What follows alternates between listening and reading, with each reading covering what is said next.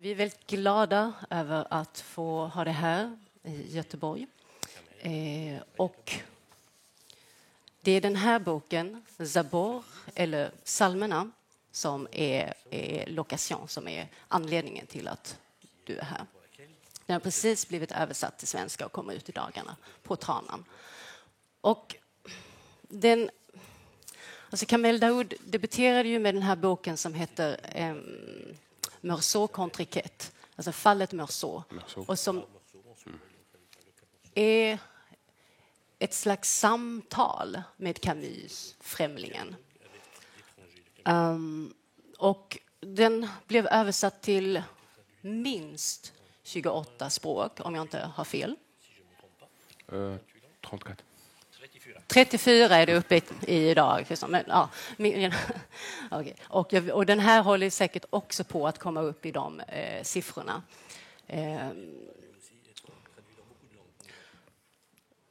Till det yttre så ser de här böckerna väldigt olika ut. Men om vi går och tittar på som rotsystemet, de stora underliggande frågorna, så har de ganska många gemensamma frågeställningar. Det gäller frågan om hur vi ska möta den andra. Det gäller frågan om fiktionens och skrivandets makt. Det gäller frågan om fadern. Det gäller frågan om kvinnan. Och den marginaliserade. I konfrontation med ett stort vi. Ja. Så jag kommer att försöka tala lite parallellt om de här båda. Men bara en kort sammandragning av fallet Meursault. Det är huvudpersonen här är bror till den karaktär i Främlingen som blir mördad av Camus berättare. Och som inte har något namn hos Camus. Här heter den mördade, han som kallas för araben, Moussa. Huvudpersonen heter Harun. Den älskade kvinnan heter Meriam. Och redan där ser vi ett starkt förhållande till religionen.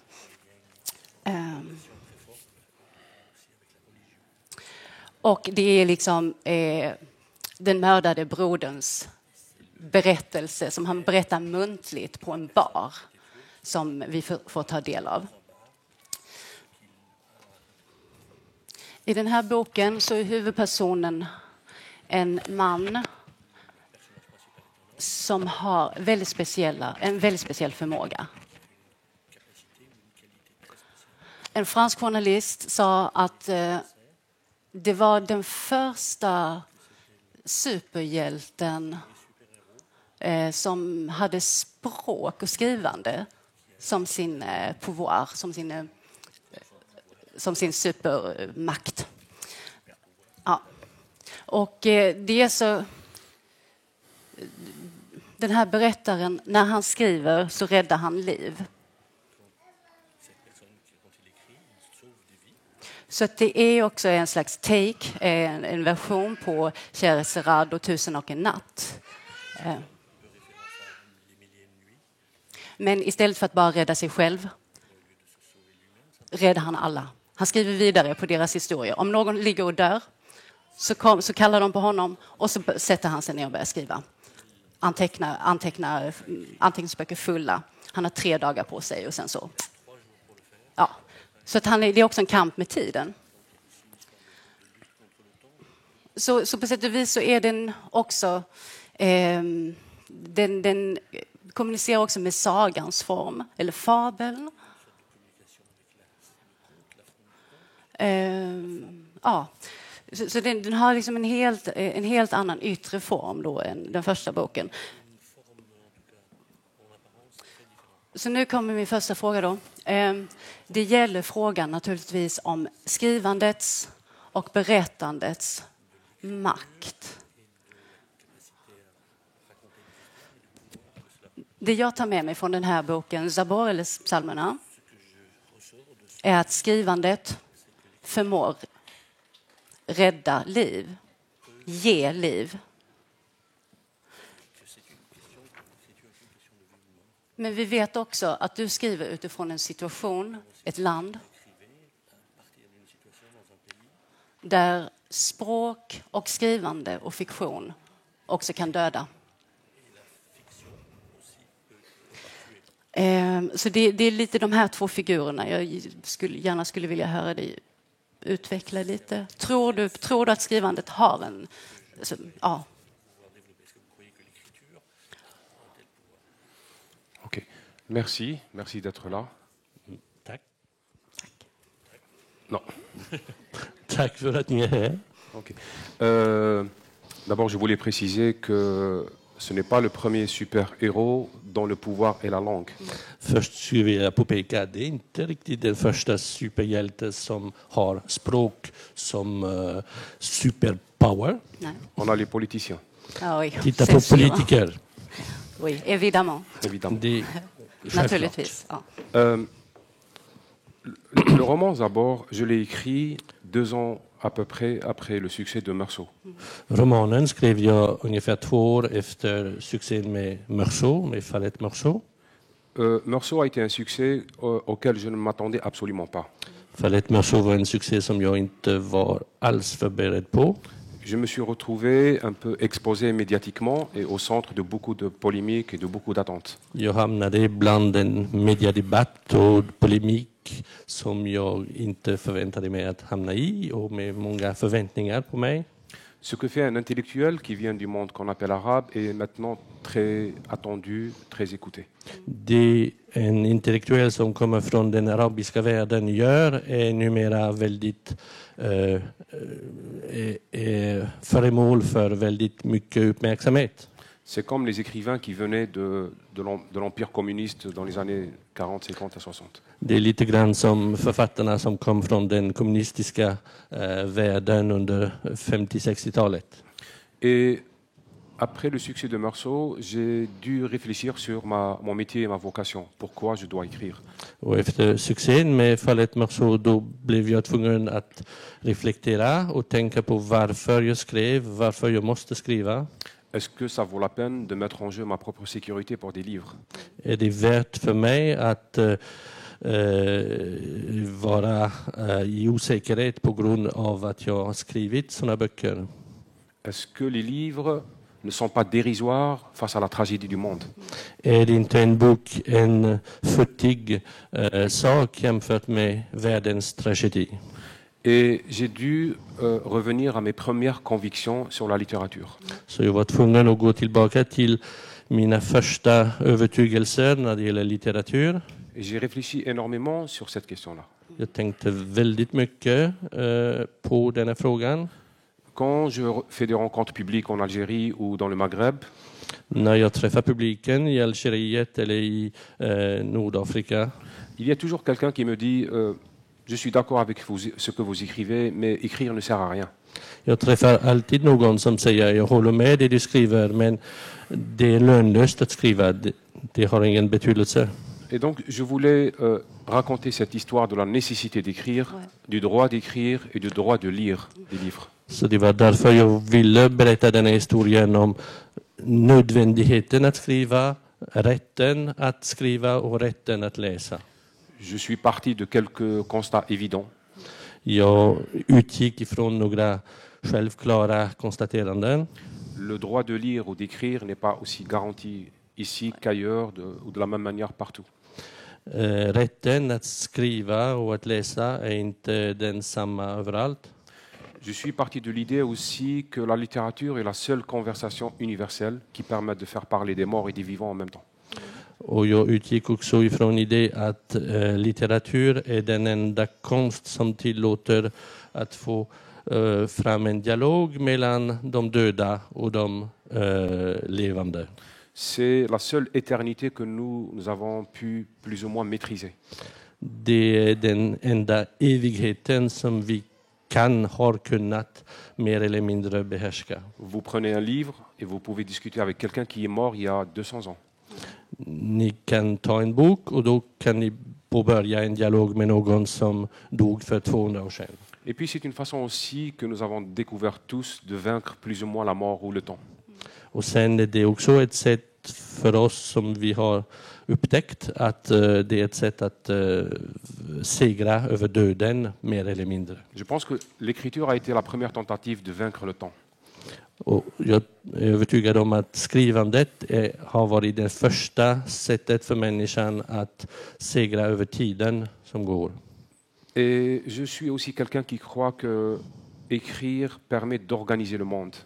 Jag är också någon som tror att skriva är ett sätt att organisera världen. Et puis je suis parti d'un dernier constat que je me suis dit pourquoi les régimes totalitaires et les dictatures s'attaquent toujours au début à la culture, à l'art, aux écrivains. Och sen utgick jag också ifrån ett konstaterande att jag undrade varför de totalitära regimen det första de gör det är att ta sig an kulturen, författaren, konsten. Je me suis dit que c'est un pouvoir. Och då tänkte jag, drog slutsatsen att det var en makt. Exakt. Och du tänker också att det du har ju sagt någonstans att liksom alla utopismer, les utopismes ne tolèrent pas les fictions. Ja, alla utopier, de tål inte fiktionerna. Och jag tänker att det beror på att där framställer vi alternativa sanningar. Andra världar. Andra möjligheter. En annan möjlighet som också blir väldigt tydlig, tänker jag, i läsningen av båda böckerna och som fiktionen härbärgerar, men inte till exempel den heliga skrift på samma sätt, eller religiösa texter.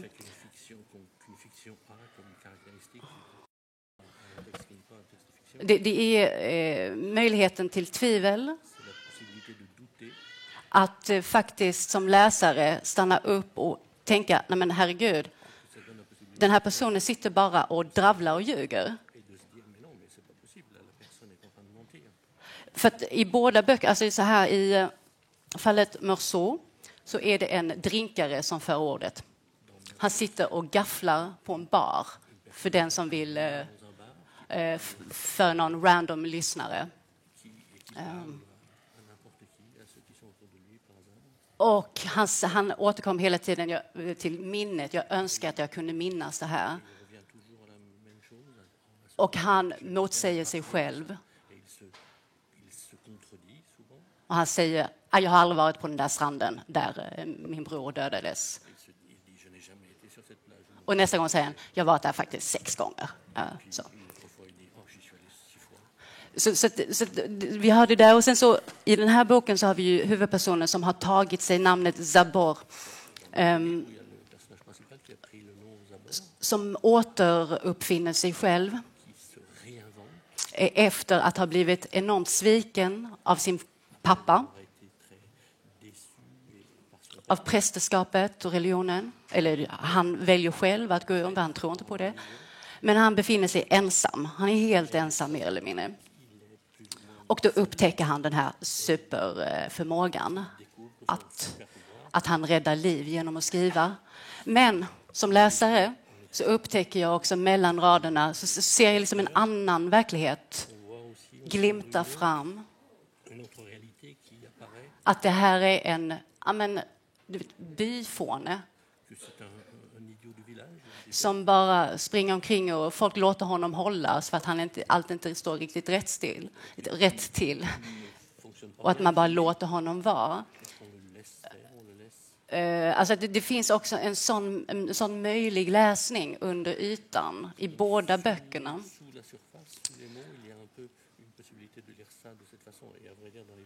Så samtidigt så att det är liksom 2 parallella världar som framträder i båda böckerna.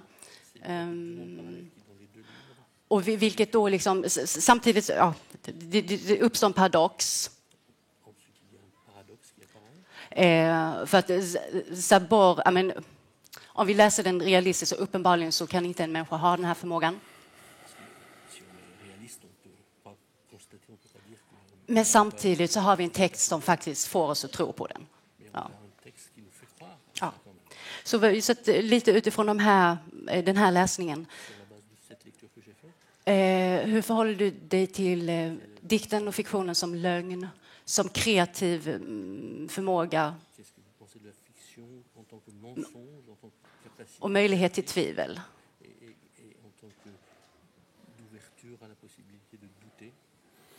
Ok. Pardon. On ne peut pas approcher la littérature avec l'idée d'exactitude et de vérité. Man kan inte närma sig litteratur med en idé om att det ska vara exakt och att det ska vara sanningsenligt. Quelque part, on lit parce qu'on veut sursoir à l'exactitude et à la vérité. On veut les oublier. Någonstans läser man för att man vill glömma exakthet och sanningen. Quand quelqu'un vous dit « dans mon livre, il y a de la vérité », ça veut dire que c'est un livre sacré. Nej. När någon säger i min bok är det sanningen, då handlar det om heliga böcker. Avec le temps, j'ai compris qu'il n'y a pas de différence entre le réel et la fiction. Med tiden har jag förstått att det inte finns någon skillnad mellan verkligheten och fiktion. Ce qu'on appelle le réel est quelque chose de très difficile à concevoir et à assumer. C'est très lourd. Det man kallar verkligheten är någonting som är dels väldigt svårt att inse eller förstå och väldigt svårt att bära. Det är väldigt tungt. Nous avons tous une histoire dans la tête que nous nous racontons tous les jours. Vi har alla en berättelse i vårt huvud som vi berättar för oss själva varje dag. Et il est très rare de rencontrer quelqu'un qui est capable de voir le réel nu et cru. Det är väldigt sällan man träffar någon som är kapabel att se verkligheten som den är, naken och rå. Cette histoire, cette fiction dans laquelle nous vivons peut être l'histoire d'un couple, la rancune, l'amour. Den berättelsen som jag pratade om att vi lever i, det kan vara en berättelse om ett par, om kärlek, om agg som man yser mot någon. Même les peuples et les nations ne vivent pas le présent. Ils vivent toujours dans la fiction de quelque chose. Även befolkningar, population, folk överhuvudtaget lever i en berättelse, inte i verkligheten. Un grand écrivain a dit un jour que nul n'est contemporain de son présent. En stor författare sa en dag att ingen är samtid med sin tid, med sin tid. Ja. Nous vivons dans cette fiction personnelle ou collective, de manière permanente. Vi lever i den här fiktionen, i den här kollektiva fiktionen på ett varaktigt sätt. C'est pour ça que les dictatures n'aiment pas les fictions, parce que ce sont des fictions concurrentes à leur propre fiction. Och det är därför diktaturerna inte gillar fiktion, för att det är en fiktion som konkurrerar med diktaturens fiktion. C'est pour ça aussi que tous les radicaux du monde n'aiment pas la fiction, parce que c'est une concurrence à leur version définitive du monde. Och det är därför också alla radikala människor i världen hatar fiktion, eftersom en gång det är också någonting som konkurrerar med deras version. Cette fiction, on l'appelle communément la propagande, parfois. Den fiktionen kan kallas för propaganda ibland. Ou le mariage. Äktenskap. Ou la réussite, l'histoire de la réussite d'une vie. Eller succén, eller berättelsen om någons livs succé. C'est pour ça que nous pouvons faire beaucoup de choses, mais finalement, nous revenons toujours vers ce besoin de consommer de la fiction. Det är därför vi kan göra väldigt mycket, men vi återkommer hela tiden till det här behovet att konsumera fiktion. On m'a posé une question un jour en France sur pourquoi il faut écrire des livres. Jag fick en gång frågan i Frankrike om varför måste man skriva böcker. J'ai dit que même Dieu n'a pas résisté à la tentation, il a écrit 4. Och jag svarade att även Gud inte kunde motstå frestelsen, han skrev 4. Nous sommes une espèce fabulatrice. Vi är en sort som behöver berätta.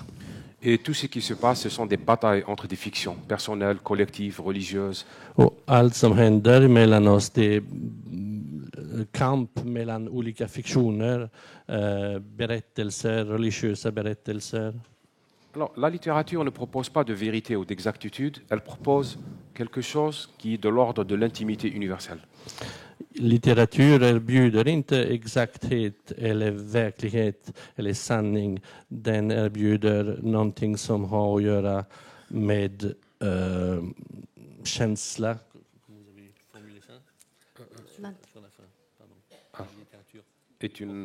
Propose quelque chose d'alternatif. Erbjuder ett alternativ till det. Et donc, pour un écrivain, parler de réel et de fiction, je pense que juste un arrangement de langage.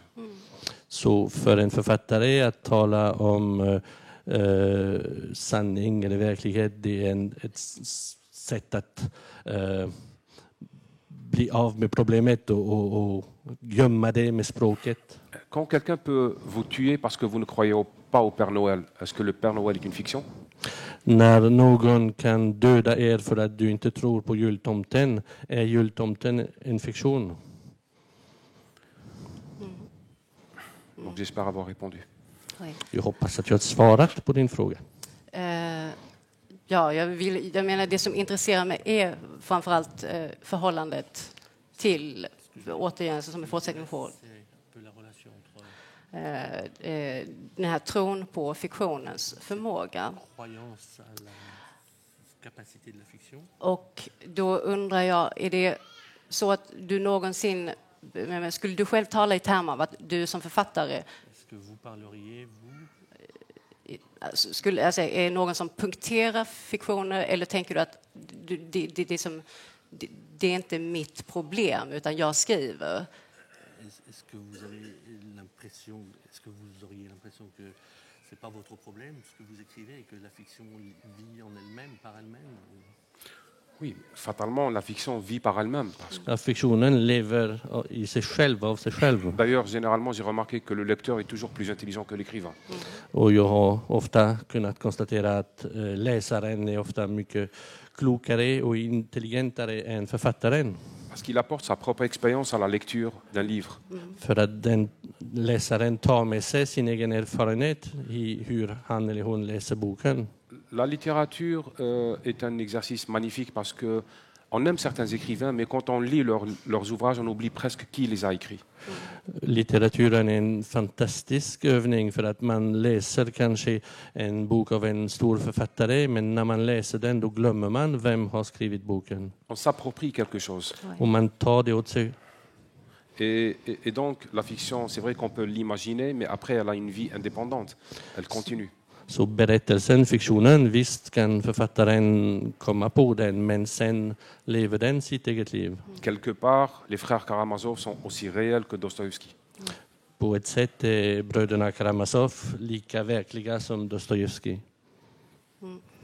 Jag vill gå vidare och ställa en fråga kring språk. Franskan som begärets, resornas, kroppens, sinnlighetens språk. Det är också en figur som återkommer i båda böckerna.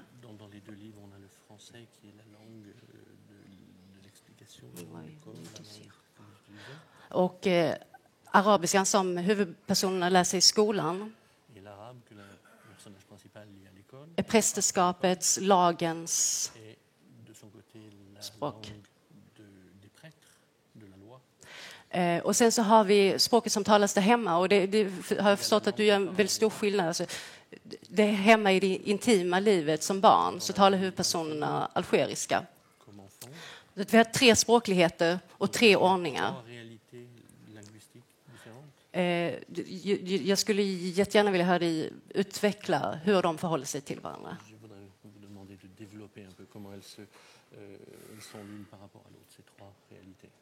D'accord. Le débat linguistique en Algérie, dans le Maghreb ou peut-être dans ce qu'on appelle le monde arabe est complexe. I Algeriet och i Nordafrika och överhuvudtaget i det som man kallar den arabiska världen är debatten om språket väldigt komplex. Parce qu'on a investi arabe d'une fonction identitaire, mais aussi d'une fonction religieuse. Eftersom man har gett arabiska språket en identitet, funktion, men också en religiös funktion. Et le débat sur la langue est devenu un débat sur l'identité. Så debatten om språket har blivit en debatt om identitet. Et il s'est aggravé parce qu'on a supposé que la langue arabe est une langue sacrée. Och den har blivit värre i och med att man har antagit att arabiskan var ett heligt språk. Généralement, quand on est écrivain francophone et qu'on prononce des avis sur la langue arabe, c'est très mal perçu et c'est rejeté. Generellt kan man säga att om man är som jag fransktalande författare och om man uttalar sig om det arabiska språket, då är det väldigt dåligt emottaget. Il existe une magnifique littérature en langue arabe dans le monde qu'on appelle arabe. Det finns en fantastisk litteratur i den arabiska världen. Mais les gens n'aiment pas quand je dis que dans le monde arabe, personne ne parle arabe. Men folk tycker inte om när jag säger att i arabiska världen pratar ingen arabiska. C'est-à-dire que chaque pays a plus ou moins sa langue locale qui est un mélange d'autres langues, une langue vivante. Det jag menar med det är att varje land i den arabiska världen har mer eller mindre sitt eget språk som man talar och som är en blandning av olika språk. Parfois je donne cet exemple approximatif à propos du latin dans le Moyen-Âge européen. Jag kan ibland hänvisa jag till hur det var för det latinska språket i den medeltida Europa. C'est-à-dire le latin qui fonctionnait comme une langue du clergé ou de la monarchie, mais ce n'était pas la langue usuelle de tous les jours. Latin var då det språk som talades av prästerskapet, av makten, men det var inte det språk som folk pratade. C'est comme si moi je débarquais au XIVe siècle en Allemagne ou ici en disant mais pourquoi vous ne parlez pas latin? Så det är som om jag skulle komma till Tyskland på 1400-talet och frågade folk på gatan men varför pratar ni inte latin? C'est ce qui fait aussi que quelques diplomates étrangers quand ils se forment à la langue arabe et qu'ils arrivent à Alger ou à Tanger, ils n'arrivent pas à acheter un fruit. Det är det som leder till att vissa diplomater som läser arabiska inför att de ska jobba i Algeriet och kommer till Algeriet och inte kan ens köpa en frukt på gatan. C'est ce qui fait aussi que la publicité, elle se fait en langue locale, pas en langue arabe. Och det är det som gör också att reklamen görs på det lokala språket, inte på arabiska. Parce qu'il s'agit de l'argent, du sexe ou de la vie, on parle la langue maternelle, les langues maternelles. När det gäller pengar, livet, sex, då pratar man det lokala språket, sitt modersmål. Quand quelqu'un se noie, il ne crie pas « aidez-moi » en latin. När någon håller på att drunkna, då skriker inte personen hjälp mig på latin. Mais ce n'est pas un jugement porté sur une langue, encore une fois. Men en gång till, jag vill understryka att jag bedömer inte ett språk på det sättet. La tragédie, c'est que cette fonction politique de la langue, elle a été utilisée pour rejeter les autres langues. Tragedin i det hela är att den här politiska funktionen som språket har använts för att utesluta de andra språken. Je pense que la plus grande révolution que peut connaître cette géographie où je vis, jag tror att den största revolutionen som den geografi som jag lever i kan uppleva, c'est le jour où les textes sacrés seront traduits en langue locale. Det är den dag som de heliga texterna ska översättas i de lokala språken. Luther l'a fait ici. Som Luther gjorde här. Et c'est à partir de là qu'on peut déclencher un processus d'appropriation du réel. Och det är i och med detta som man kan sätta igång en process för att ta åt sig den verkligheten som finns. Nous n'habitons pas, nous ne possédons pas nos pays et notre propre terre. Vi äger inte de länder och den jord som vi bor på. Et les castes dominantes sont très allergiques à l'existence d'une littérature en langue locale. Och de klasserna, de högre klasserna i ett samhälle är alltid väldigt allergiska mot att lokala språk utvecklas. et il qualifie les langues locales de langues plébéiennes. De kallar de lokala språken för det språk som pöbeln pratar. Donc c'est un débat assez complexe. Mais je vais revenir sur Zabor, comment il voit les choses. Så det är ett väldigt komplex debatt egentligen, men jag vill gärna gå tillbaka till hur Sabor ser på saker och ting. D'abord, il a une langue maternelle, celle de sa tante, qui est une langue de tous les jours, mais qui n'est pas capable de dire les nuances et les choses. Först har han alltså ett språk som är hans mosterspråk, som är vardagsspråket, där han inte har alla nyanser och alla möjligheter att säga allting. C'est comme le suédois au XVe siècle. Det är som svenska på 1500-talet. Après, il y a la langue arabe qui est enseignée à l'école. Sen är det arabiskan som undervisas i skolan. Et Zabor dit que c'est une belle langue, Zabor säger att det är ett vackert språk, mais elle parle tellement des gens qui sont morts men att det talar så mycket om de döda qu'elle a pris les couleurs d'un cadavre. att den har börjat bli som ett lik. Et donc, c'est une langue qui parle de la loi, du sacré, de la mort et de l'au-delà. Det är ett språk som talar om lagen, om det heliga, om döden och om livet efter döden. Ou du passé. Eller om det som har varit. Troisième langue que Zabor découvre lui-même, c'est le français. Det tredje språket som Zabor upptäcker själv, det är franskan. Il découvre cette langue d'abord en autodidacte, Han upptäckte språket först som en autodidakt, själv. en clandestin.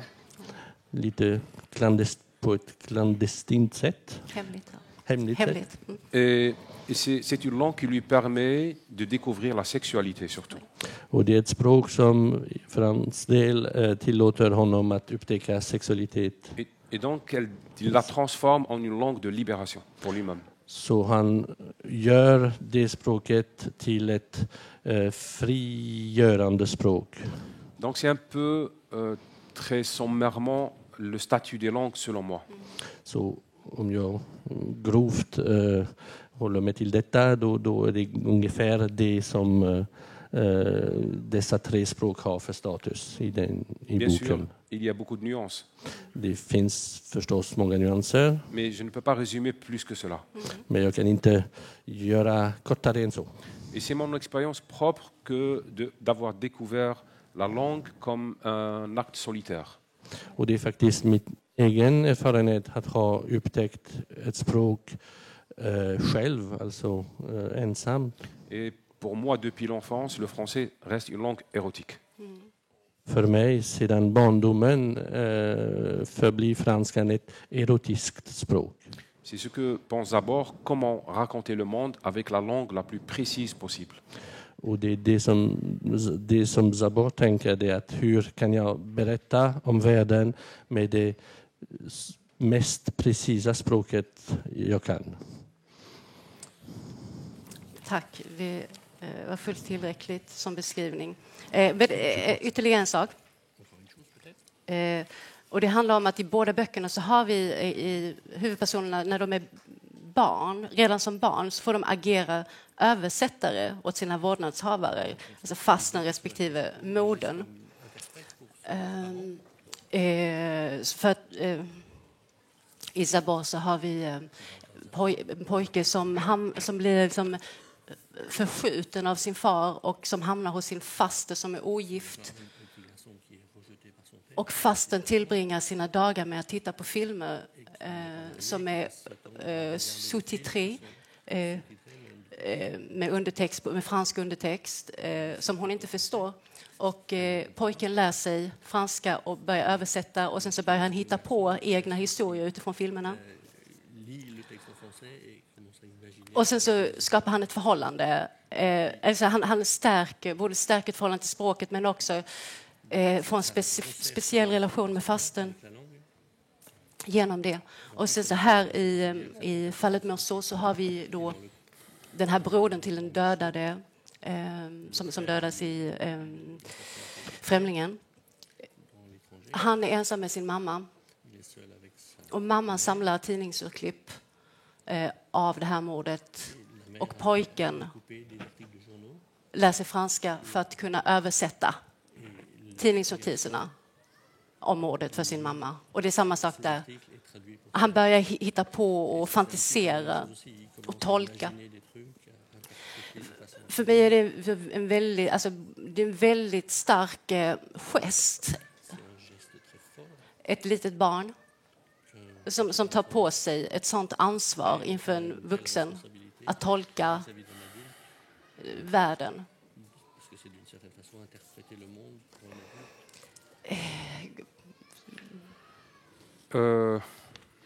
C'est ce que j'ai fait quand j'étais enfant.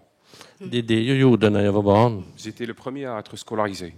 Jag var först i familjen att gå i skolan. Donc vous imaginez, à 9 ans, Så du kan tänka dig, jag var 9 år gammal. je devais interpréter les films, Och jag skulle tolka filmerna, expliquer les notices des médicaments, förklara hur det gick till med alla läkemedel man köpte, lire les courriers des immigrés qui nous envoyaient les lettres, läsa brev från folk som hade flyttat utomlands och som skrev till oss. et ce que je ne comprenais pas, je l'inventais. Och det som jag inte förstod hittade jag på. Donc ma tante qui me demandait à chaque fois qu'est-ce qui se passait dans le film. Så min moster som frågade mig hela tiden vad hände nu i filmen. Parfois j'étais gentil, je lui expliquais la moitié de l'histoire. Ibland var jag snäll och förklarade ungefär halva historien. Et parfois, après une demi-heure, je lui disais, c'est juste l'homme qui dit à la femme au revoir. Och ibland efter en halvtimme då sa jag bara, det är bara mannen som säger hej då till kvinnan här. Et c'est vrai que j'ai découvert la langue avec deux vices. Jag upptäckte språket med 2 defekt. Le mensonge Lögnen et la clandestinité de la sexualité. och hemligheten när det gäller sexualitet. Puisqu'il n'y avait pas de contrôle sur le livre, je lisais tout. Eftersom det inte fanns någon kontroll alls på böckerna, då läste jag allting. Y compris les passages les plus hard. Inklusive de delar som var mest råa. Explicite. Et alors que mon grand-père croyait que je révisais mes leçons. Och då trodde min far att jag läste mina läxor. Et puis, quand il y avait des notices de médicaments, c'était difficile de dire que je ne comprends pas. Och när det fanns där det var då läkemedelsinstruktioner att förklara, då var det svårt att säga att jag inte förstod. L'écriture a une fonction magique pour celui qui ne la maîtrise pas. Skrivandet har en magisk funktion för den som inte behärskar den. Je pense que j'ai, entre la sexualité et le mensonge, j'ai utilisé les recettes de tous les conteurs d'histoire dans le monde.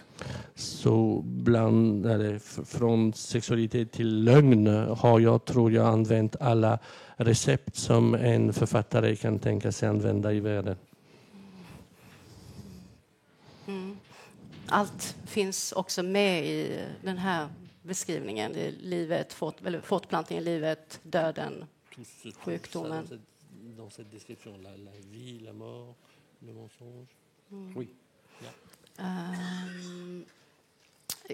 Några av de fadersgestalterna i dina böcker. Det finns ett väldigt starkt,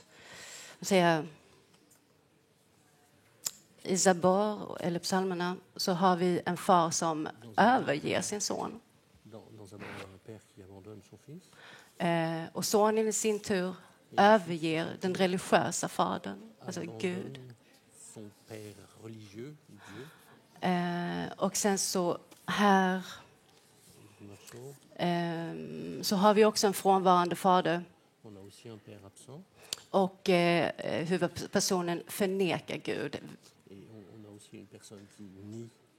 Och sen så har vi naturligtvis också frågan om fäderneslandet.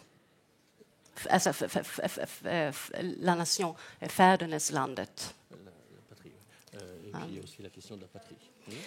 Så att det finns alltså faderskapet på 3 olika symboliska nivåer. Och det är väldigt komplext. Men faderskap på 3 nivåer i böckerna. Och huvudpersonerna tycks ha ett ganska komplext förhållande till samtliga. Et le personnage principal a l'air d'avoir une relation difficile ou compliquée avec ces trois niveaux Ah. de paternité. Quand on écrit, enfin, du moins en ce qui me concerne, je ne réfléchis pas avec des idées, Non. mais avec des émotions. När jag skriver, för min del i alla fall, då skriver jag inte utifrån idéer utan utifrån känslor. Si on est trop intelligent avec l'acte d'écriture, on n'écrit pas. Om man är för intelligent i skrivandet, då skriver man ingenting. J'écris des histoires en essayant d'accompagner une narration. Jag skriver berättelser som försöker följa med en linje. Donc c'est par la suite que les lecteurs me disent « Est-ce que vous avez voulu dire ça par rapport à ça ?» Parfois je dis oui, parfois je dis non. Och sen hör jag då läsare senare som säger vill ni säga detta eller vill ni säga detta? Och ibland säger jag, ibland säger jag nej. Souvent le lecteur est beaucoup plus intelligent que l'écrivain. Som sagt, läsaren är ofta mycket mer intelligent än författaren. Je ne dis pas ça pour vendre mes livres, mais parce que c'est vrai. Och jag säger inte det för att sälja mina böcker, men för att det är sant. Donc, par la suite, quand on lit, on peut découvrir des niveaux de signification qui sont profonds. När man läser då kan man upptäcka betydelser eller nivåer i förklaringar som är djupare. Moi, je suis parti de cette émotion que vivent beaucoup de mes compatriotes en Algérie ou dans le Maghreb. Jag utgick för min del ifrån de känslor som många av mina landsmän upplever i Algeriet eller Nordafrika. Pourquoi les ancêtres sont plus importants que les enfants? Varför är de gamla som är döda viktigare än våra barn? Pourquoi les ancêtres ne veulent pas nous laisser vivre et posséder le monde? Varför vill inte de gamla låta oss leva vårt liv och äga världen? Pourquoi la figure du père est dominante dans nos sociétés et la figure du jeune, elle est exclue?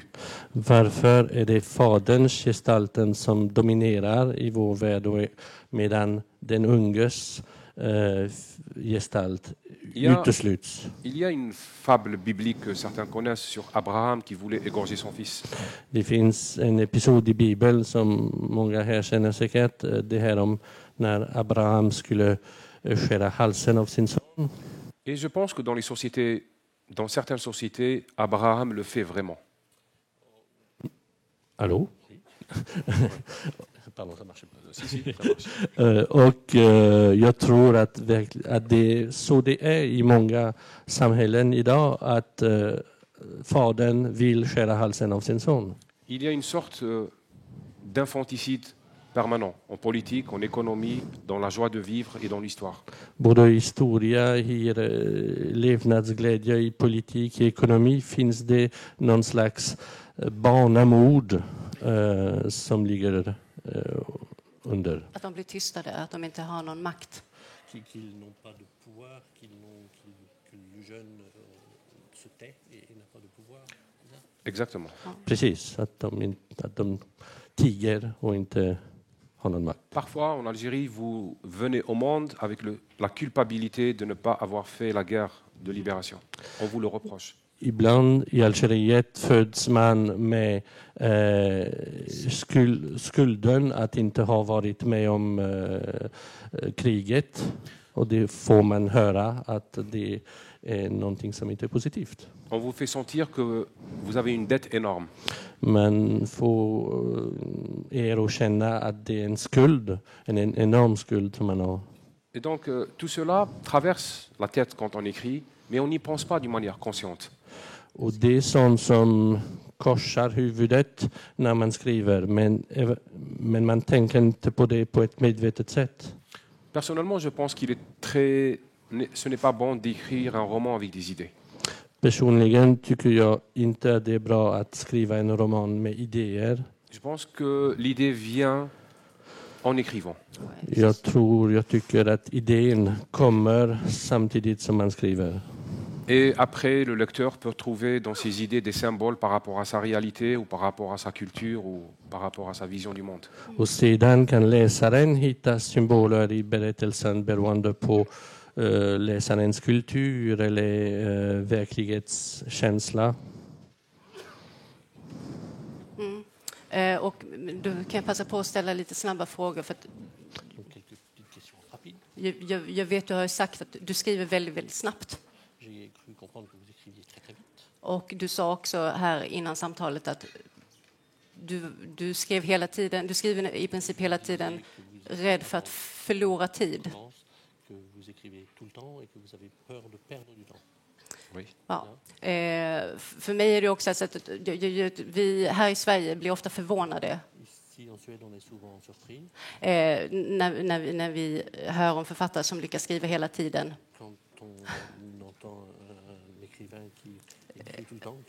Och som skriver snabbt, för här är det ju faktiskt det är en dygd att skriva långsamt har det blivit på något sätt.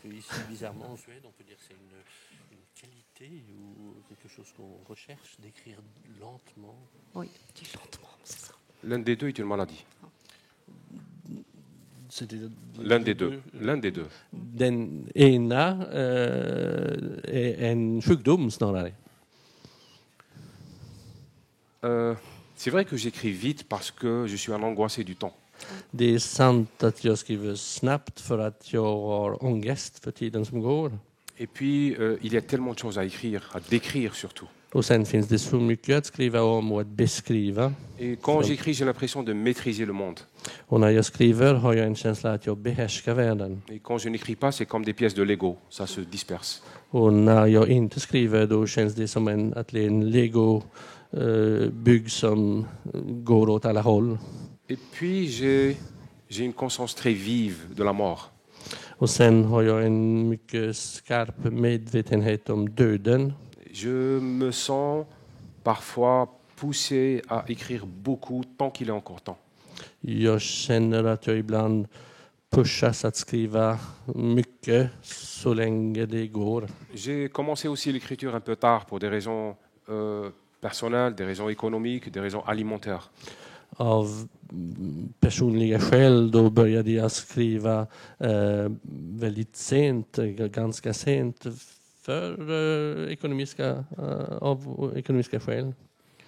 Et puis ça donne l'impression d'être dans une position de puissance aussi. Och så att skriva ger en känsla att ha en viss makt. Et puis, dernière raison, c'est, je pense, un effet collatéral du journalisme aussi. Och sen sista orsaken till det att jag skriver fort, det är också att det är en konsekvens till att jag är utbildad journalist från början. Jag tänker också det här med journalistiken. Jag tror att periodvis har du skrivit en artikel om dagen. Vilket är häpnadsväckande. Men att för mig så det återskapar också bilden av lite Tusen och en natt.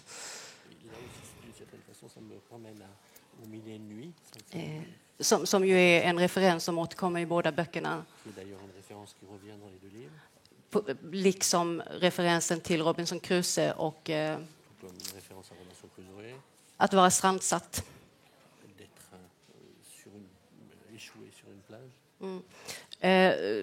Så det här är mitt försök till en övergång.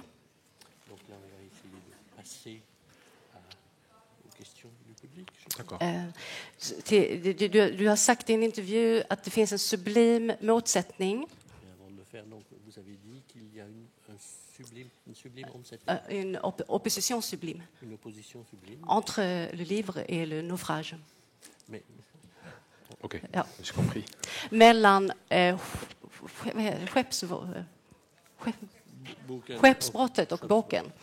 En sublim motsättning mellan skeppsbrottet och boken. För mig är det också en så här otroligt poetisk och vacker bild. Men vill du utveckla lite? J'aime beaucoup le livre de Robinson Crusoe, enfin de Daniel Defoe. Et Yeah. c'est un livre que je relis souvent. Jag älskar Daniel Defoes Robinson Crusoe. Det är en bok som jag har läst många gånger. Et j'aime ce moment exact du naufrage.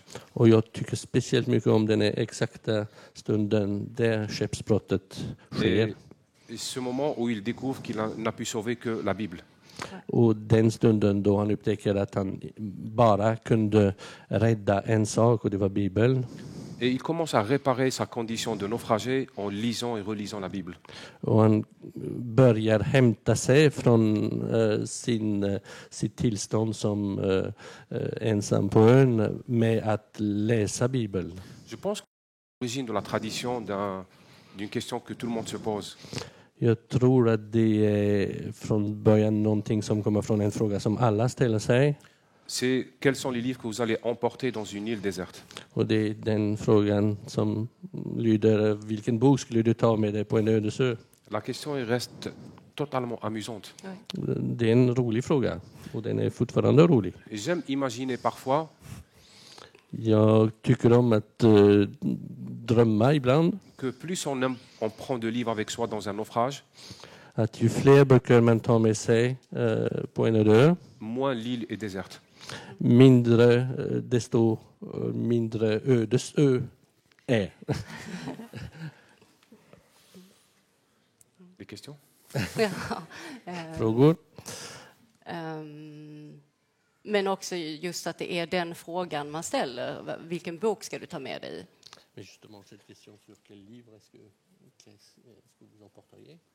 Ah, je dois donner ma liste? No, om du Du har en vill, lista? ja absolut. Har du, Ja, har pourquoi du- pas, oui. No. Il y a des livres que je relis pratiquement, un livre que je relis chaque 2 ans, par exemple. Det finns böcker som jag läser väldigt ofta. Det finns en bok som jag läser vartannat år. C'est Mémoire d'Adrien. Och det är Mémoire d'Adrien Ja. Hadrianus memoarer. De Marguerite Yourcenar. av Marguerite Yourcenar. Je peux aussi emporter Vendredi ou les lampes de Pacifique de Michel Tournier. Sen kan jag ta med mig också en bok av Michel Tournier som heter Vendredi ou les lampes du Pacifique. Jag vet inte vad. Pour d'autres, je ne sais pas. Je suis un amateur de science-fiction, donc je peux emporter plusieurs aussi. Sen tycker jag om science fiction, så jag kan ta med mig många science fiction-böcker också. Mais ça dépend du naufrage et ça dépend de l'île aussi. Det beror på ön, det beror på skeppsbrottet, det beror på. Ja. Ett skeppsbrott, jag tänker i början av Elisabor eller det här, nu minns jag faktiskt inte vilken, men att jag kommer att bygga mitt hus.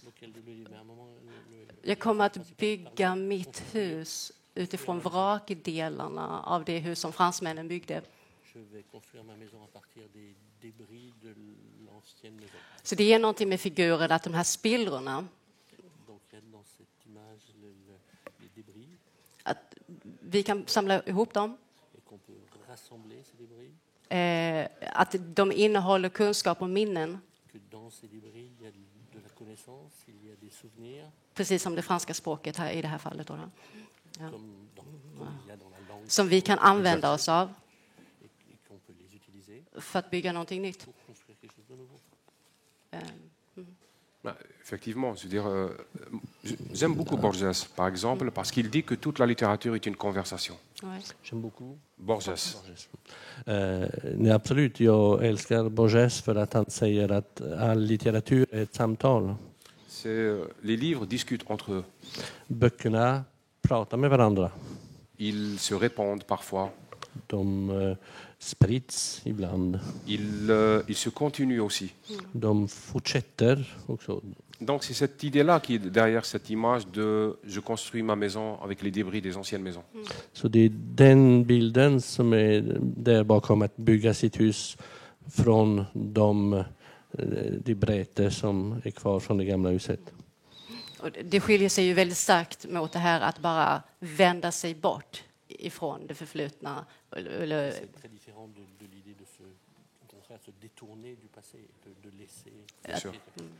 Absolut.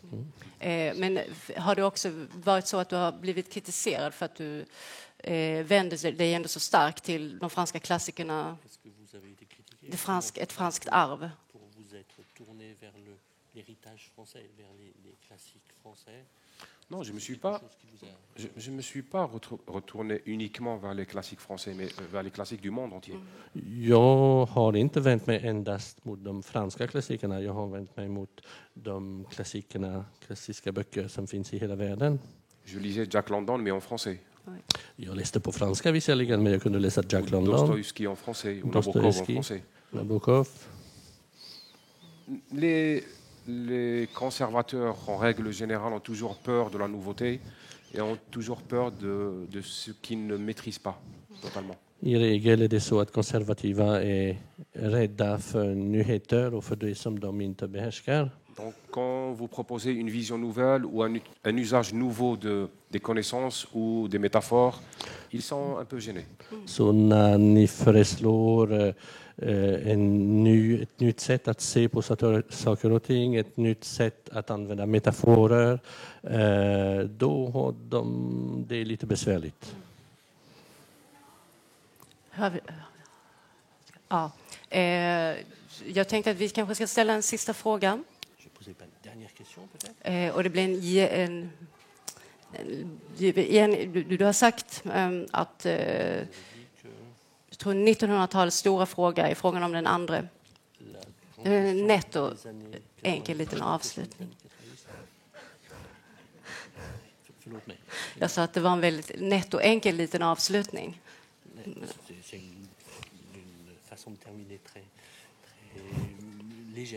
Ok. D'accord. Qu'est-ce que j'ai dit? Men som sagt, den andra och alteriteten, att möta den andra och att stå ansikte mot ansikte med den andra, som ju är en bild som återkommer hos dig.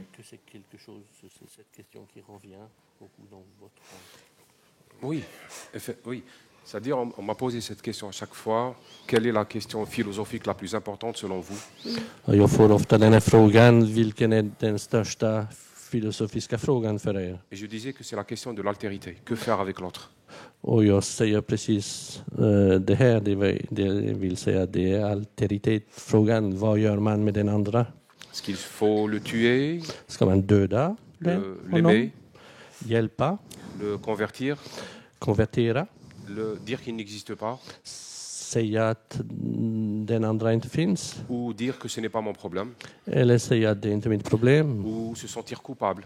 Eller känna skuld? Donc, je pense que c'est une question qui se pose à chacun d'entre nous, à chaque pays, à chaque culture, à chaque époque. Det är en fråga som var och en står inför i varje land, i varje kultur, i varje tid. Et à chaque époque, on trouve une réponse différente.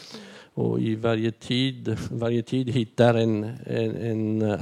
ett annorlunda svar på det. Alors parfois on voyage. Ibland reser man. Et parfois on fait la guerre. Och ibland krigar man. C'est une question vraiment fondamentale.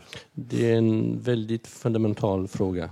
J'ai trouvé étrange qu'on a plus une pensée développée sur le rapport à Dieu qu'on ne voit pas que sur le rapport à l'homme qu'on rencontre tous les jours. Jag tycker alltid att det är märkligt att man har tänkt så mycket och utvecklat så mycket tänkande kring relationen till Gud som man inte ser mer än relationen till den andra som man ser.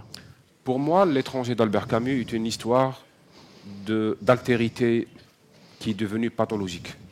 För mig, Albert Camus' Främlingen är en berättelse om en alteritet som har blivit patologisk. Si vous relisez L'étranger, Meursault est indifférent à tout le monde. Om ni läser L'étranger, Främlingen igen, då ser ni att Meursault är ogiltig för alla andra. Il est indifférent à l'amour, för allting, för kärlek, sensualité, för sensualitet, au crime. För brott. Il est indifférent même durant son procès. Även under hans rättegång är han helt frånvarande. La seule fois où il s'emporte, den enda gången som han blir irriterad, c'est face au prêtre. Det är när han framför prästen. C'est pour moi l'illustration parfaite de la maladie de l'altérité. Och det är med Det är för mig en perfekt illustration av hur patologiskt alteritet är. Sa colère contre Dieu est beaucoup plus vivante que sa proximité avec les hommes. Hans ilska gentemot Gud är mycket mer levande än hans kontakt med människor omkring sig. Et quand une idée devient plus importante que l'être qu'on rencontre, Och när en idé blir viktigare än den människa man möter, on peut tuer facilement. då kan man döda lätt. Et on le vit maintenant. Och det är det vi upplever nu. Tack, Kamel Daoud. Merci.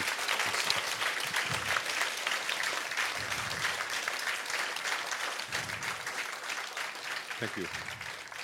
Merci.